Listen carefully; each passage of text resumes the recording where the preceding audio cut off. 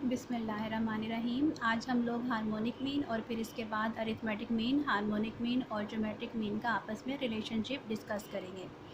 सो harmonic mean जो है, the harmonic mean h.m से जिसको हम लोग डिनोट कर लेते हैं, ऑफ n नंबर्स और values x1 x2 up to so on xn is the number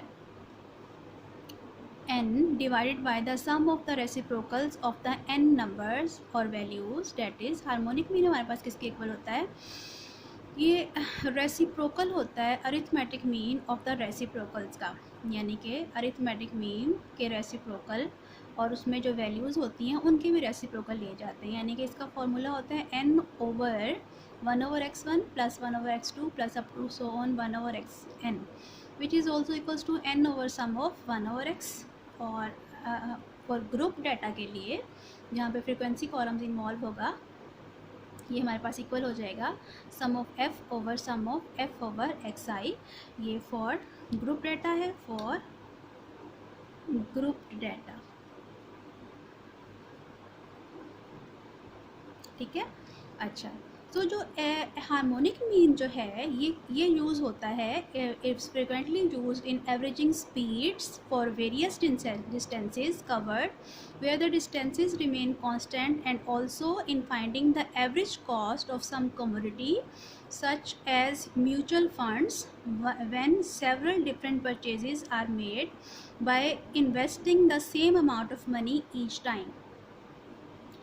mainly harmonic mean जो है वो स्पीड को एवरेज करने के लिए यूज़ होता है, जहाँ पे हमारे पास डिस्टेंस जो हैं वो सेम हो लेकिन उनके ऊपर सेम डिस्टेंसेस पे स्पीड जो है वो चेंज हो रही हो, या फिर सेम कॉस्ट पर यूनिट के लिए यूज़ होता है। यानी कि सेम कॉस्ट पे आपने डिफरेंट नंबर ऑफ आइटम्स जो हैं अगर परचेज़ किए हुए हों तो वहाँ पे भी हार्मोनिक मीन जो है वो अप्रोप्रिएट एवरेज होती है यूज़ करने के लिए। अब हार्मोनिक मीन जो है उसकी एग्जांपल्स देख लेते हैं। Find harmonic mean of the values 2 4 8। Simple सी एग्जांपल है, x हमने कंसीडर कर लिया है 2 4 8 x, और फिर उसके बाद हमने रेसिप्रोकल लेने हैं 1/x। 2 4 8 गिवन है 1/2 1/4 1/8, सम ऑफ 1/x आ गया 7/8। तो हार्मोनिक भी हमारे पास किसके इक्वल आएगा, n हमारे पास 3 है divide by some of 1/x 7/8, और हार्मोनिक मीन 3.43 आ गया। इंतहाई आसान है अनग्रुप डाटा के लिए। इस तरह से एग्जांपल नंबर 2 है, man travels from A to B at an average speed of 30 kilometres per hour and returns from B to A along the same route at an average speed of 60 kilometers per hour. Find average speed for entire trip। अब जो है man travel कर रहा है A से B पे, जाते हुए उसी डिस्टेंस पे उसकी स्पीड 30 किलोमीटर है पर आवर, और वापस आते हुए उसी पे उसकी स्पीड 60 किलोमीटर पर आवर है। हमें एवरेज स्पीड उसकी एंटायर ट्रिप के लिए फाइंड आउट करनी है। तो एवरेज स्पीड के लिए हम लोग हार्मोनिक मीन जो है यूज़ करेंगे। Harmonic mean will be equals to n over 1/x1 plus 1/x2। n हमारे पास 2 है, जस्ट 2 वैल्यूज़ हैं, 2 डिवाइड बाई 1/30 प्लस 1/60।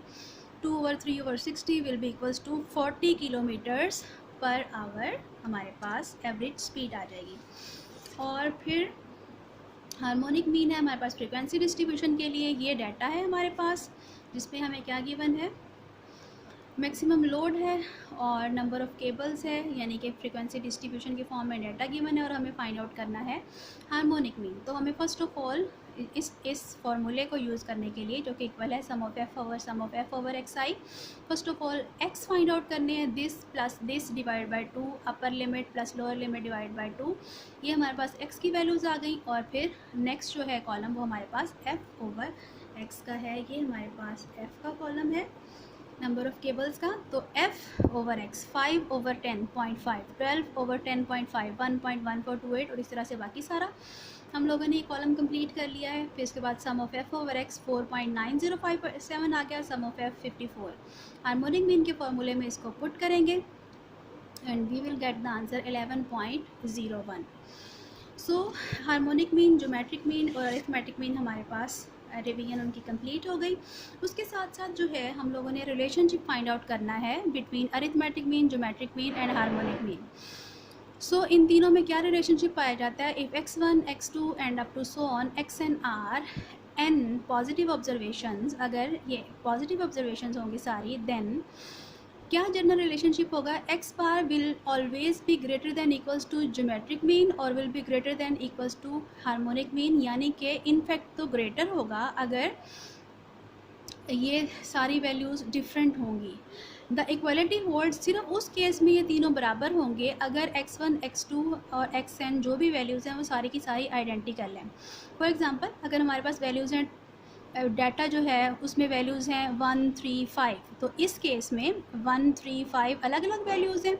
हमारे पास क्या रिलेशनशिप होल्ड करेगा, x bar will be greater then geometric mean and geometric mean will be greater then harmonic mean. अगर हमारे पास data है 3, 3, 3, यानी तीनों वैल्यूज़ सेम हैं, अगर तीनों वैल्यूज़ सेम होंगी या जितनी भी वैल्यूज़ हैं वो आइडेंटिकल होंगी, तो harmonic mean, geometric mean, arithmetic mean की वैल्यू भी सेम आएगी।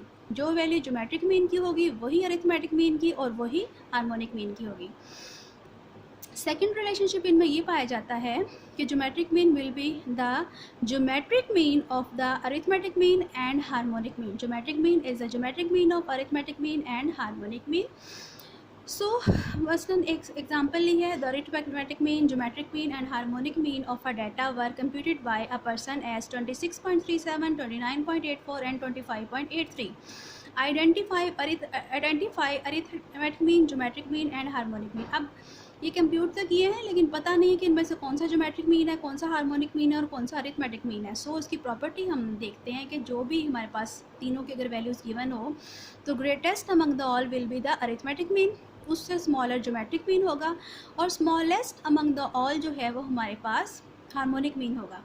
तो यहाँ से हम देखें तो तीनों में से जो ग्रेटेस्ट वैल्यू है वो 29.84 है, तो 29.84 हमारे पास अरिथमेटिक मीन होगा। उसके बाद उससे स्मॉलर वैल्यू 26.37 है, तो 26.37 ज्योमेट्रिक मीन होगा और 25.83 जो है वो हमारे पास जो कि स्मॉलेस्ट वैल्यू है वो हार्मोनिक मीन की वैल्यू होगी। तो इस रिलेशनशिप को यूज़ करते हुए हम लोग इन वैल्यूज़ को लेबल कर सकते हैं, ये तीनों वैल्यूज़ इन तीनों मैयर्स की होंगी। तो उम्मीद है आप लोगों को ये बातें ज़हन नशीन अच्छे तरीके से हो जाएंगी।